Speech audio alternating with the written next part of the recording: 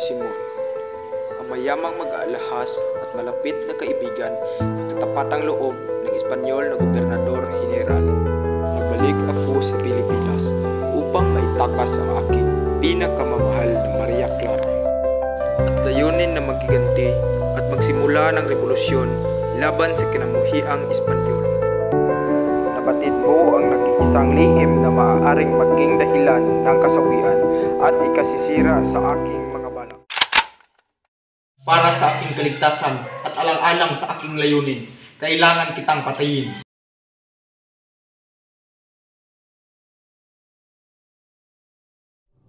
Tama ka. Ako nga si Crisostomo Ibarra. Dapat tayo lamang ang nakakaalam nito. Totoong ako'y naparito, may 13 taon na ang nakalipas, upang nakilain ng isang kaibigan na inilaan ang buhay para ipaglaban ang karapatan ng Pilipino. Upang wakasan ang pang-aapi at kung nagbalik ako upang ipagpatuloy ang kanyang nasimulan, hindi ko akalain na ang lason na naiwan ay lalo pang kumalat at ultimo ang mga kabataan wala nang ginawa kundi sumunod, magpaalipin at hindi pinakikinggan.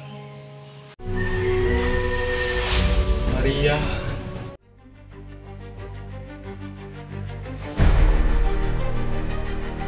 ngayong gabi, pagdaraos ng isang tingin at ang laparan ito ay siyang nilalagay sa gitna ng puskong pinasadya ko ang pagkagawa.